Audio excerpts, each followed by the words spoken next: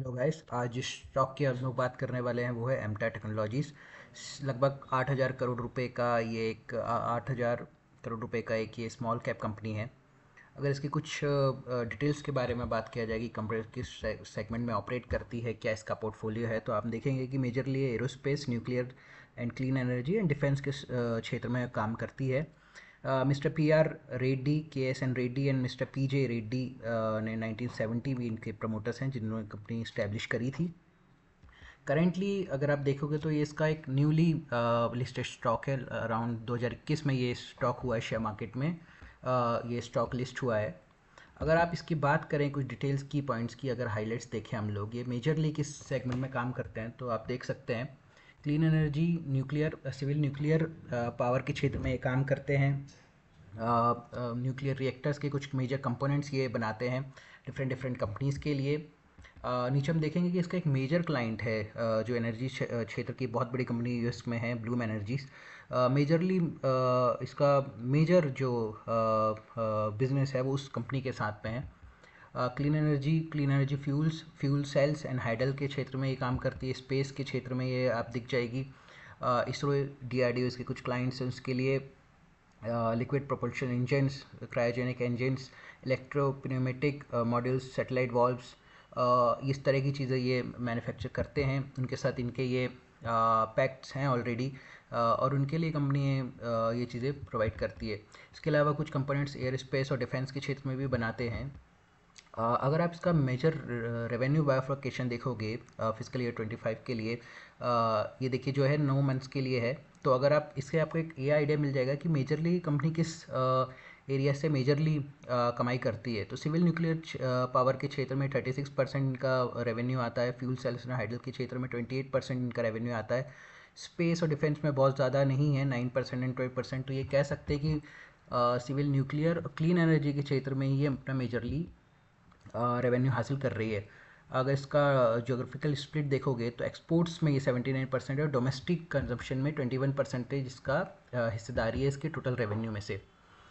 अगर हम देखेंगे इसके मेजर क्लाइंट्स जिसकी हम लोग बात करते हैं, ग्लोबल एमएनसीज, ब्लूमबर्ग एनर्जी जिसकी हमने पहले बात करी, Rafale, advance aviation, advance defences, Hitachi, Johnson, जोसेन, ये सब इसके क्लाइंट्स हैं। अगर इंडियन क्लाइंट्स की बात करें, डोमेस्टिक क्लाइंट्स की, तो ये देखिए एनपीसीएल है, इसरो, डीआरडीओ, एचएएल, इसके कुछ मेजर क्लाइंट्स हैं। इसके बारे में अगर आप और जानना चाहिए तो इसकी वेबसाइट या आप विकीपीडिया से कंपनी के बारे में और पढ़ सकते हैं। देखिए ऑर्डर बुक अभी है।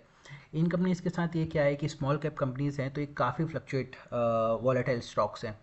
50-50% भी ये डाउन हो जाते हैं अगर ऑर्डर बुक नहीं होती, और ऑर्डर बुक आती है तो उतना चल भी जाते हैं। तो ये स्मॉल कैप कंपनी का एक कैरेक्टरिस्टिक्स है।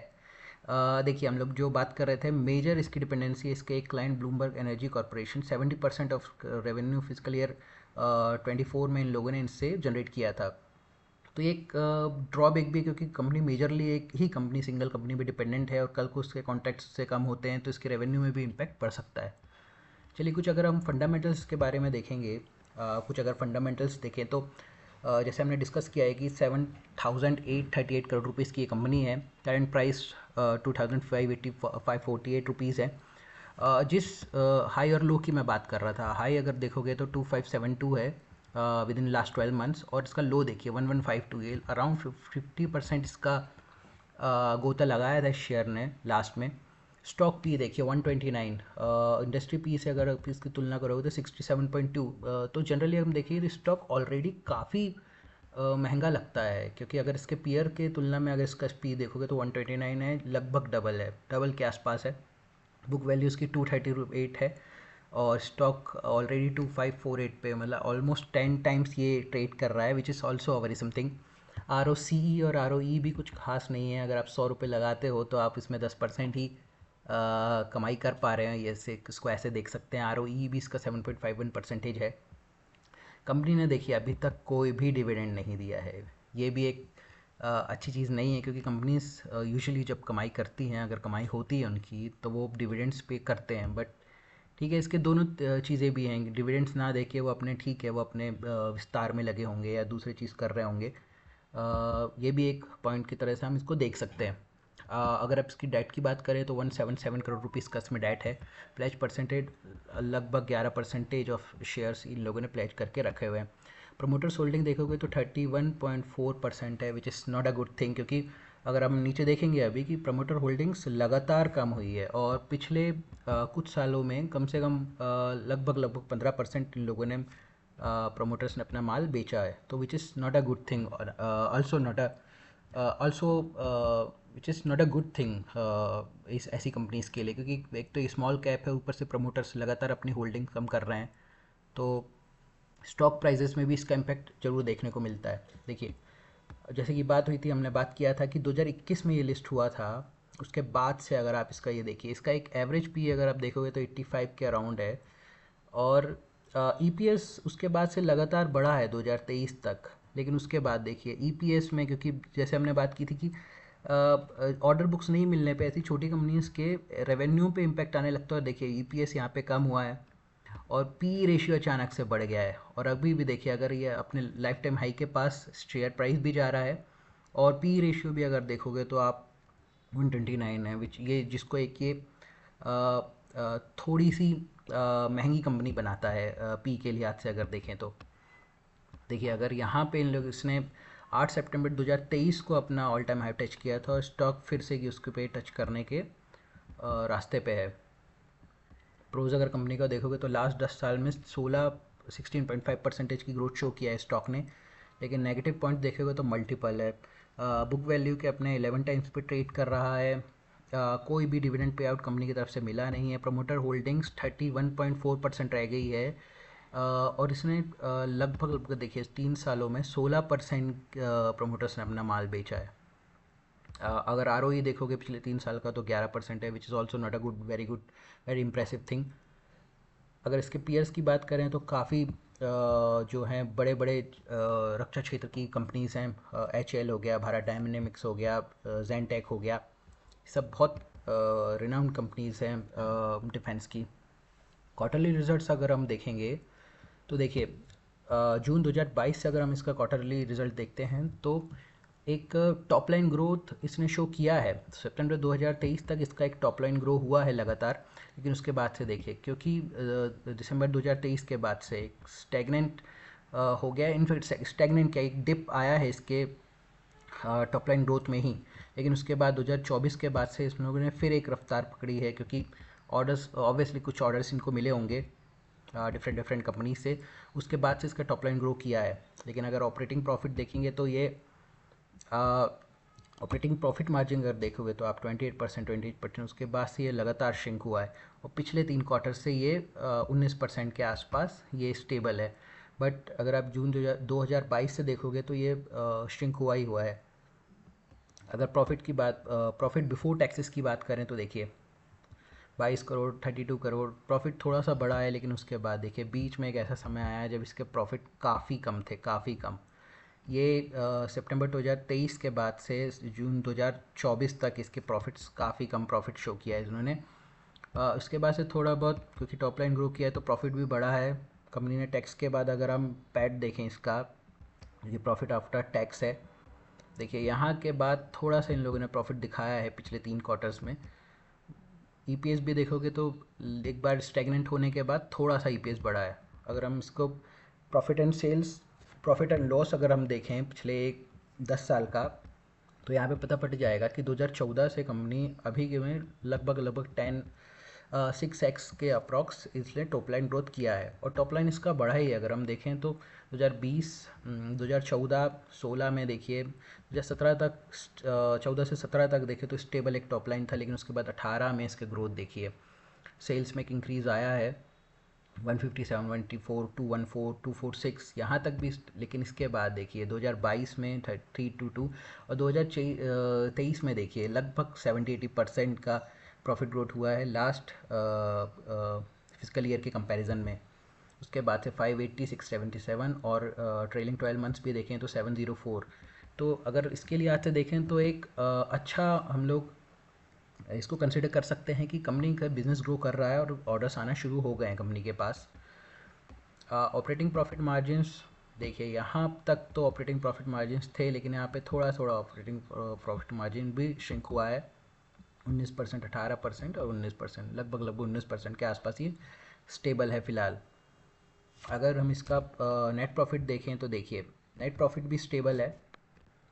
पिछले 2014 के बाद से तो कंपनी ने इतना 2014 से तो इतना प्रॉफिट शो किया नहीं था कंपनी ने, लेकिन देखिए 2020-21 46 करोड़, 61 करोड़, 104, 2023 इसका बहुत अच्छा क्वार्टर रहा था, लेकिन उसके बाद फिर देखिए लगभग लगभग हाफ आ गया। और ये सब चीज़ें शेयर प्राइस में आप देखोगे तो ये रिफ्लेक्ट करेगी।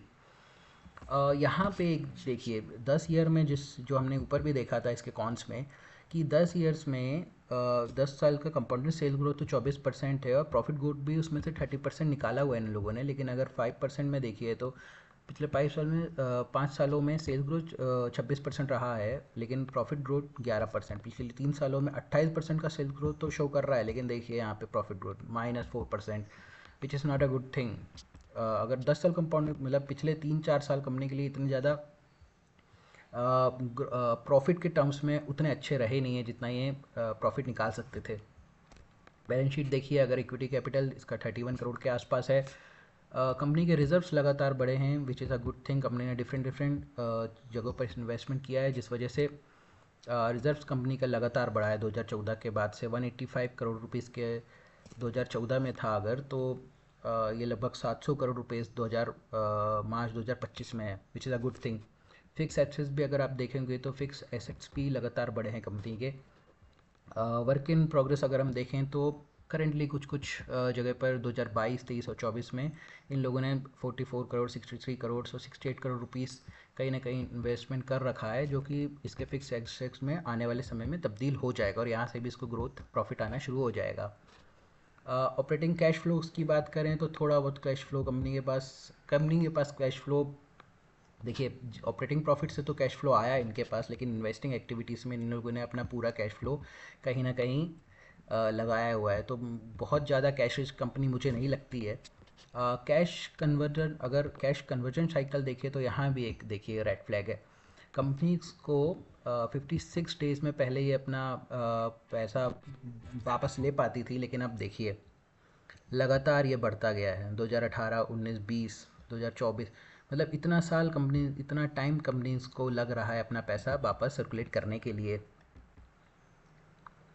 देखिए, अगर हम प्रमोटर हेल्ड होल्डिंग्स की बात करें तो यहाँ पे एक चीज़ है जो विच is not a very good thing. Promoters holding 2021 में 50% थी, जो कि अब घट के 31.41% हो गई है। और इसके अगेंस्ट में अगर आप देखो तो पब्लिक होल्डिंग्स 2021 के सेम टाइम में 22.58% थी, जो अब बढ़ के 34.58% हो गई। इसका मतलब ये हुआ है कि प्रमोटर्स ने माल कहीं ना कहीं बेचा है और रिटेल पब्लिक ने उसको ख़रीदा है। अगर आप एफ का देखें तो एफ ने भी थोड़ा सा स्टेक बढ़ाया हुआ है, लेकिन डी इसमें ऑलरेडी जितनी होल्डिंग्स रखते थे वो अभी के डेट में उतनी होल्डिंग्स पर ही है।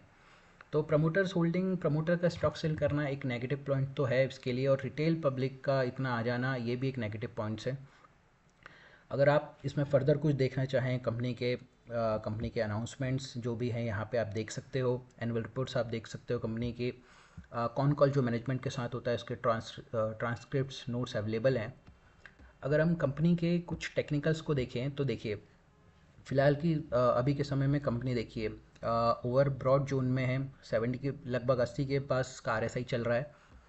अगर आप शॉर्ट टर्म के लिए देखो तो यहाँ पे एक reverse head and shoulder pattern मुझे नज़र आता है, जिसका एक करेंटली अपने हेड एंड शोल्डर्स के पैटर्न के बाद इसको ब्रेकआउट भी मिल चुका है। लगभग इतना इसको ये अपना यहाँ से ब्रेकआउट के देखिए, यहाँ पे इसको ब्रेकआउट मिला है और यहाँ से ये स्टॉक लगभग यहाँ तक 2592 आई मीन 2600 तक ये जा सकता है, और 2700 इसका ऑलरेडी।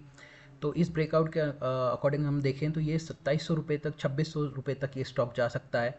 एक शॉर्ट टर्म कॉल, हालांकि ब्रेकआउट निकल गया है तो अब उसमें शॉर्ट टर्म ट्रेडिंग के लिए आने का कोई मतलब है नहीं, लेकिन अगर आप इस टेक्निकल वाइज देखें तो इसमें स्कोप हो सकता है। आप और भी इसमें विकीपीडिया कंपनी की वेबसाइट में कंपनी के बारे में जान सकते हैं, लेकिन एक स्मॉल कैप कंपनी है तो ध्यान रहे कि ये काफ़ी वॉलेटाइल रहता है। और जैसे कि सारी स्मॉल कैप कंपनीज़ के साथ है कि वो वॉलेटाइल रहते हैं। तो चलिए, फर्दर आप भी स्टडी करते रहिए, अगली बार मुझे बताइएगा कि स्टॉक के बारे में हम लोगों को चर्चा करनी चाहिए। Till then see you, bye bye.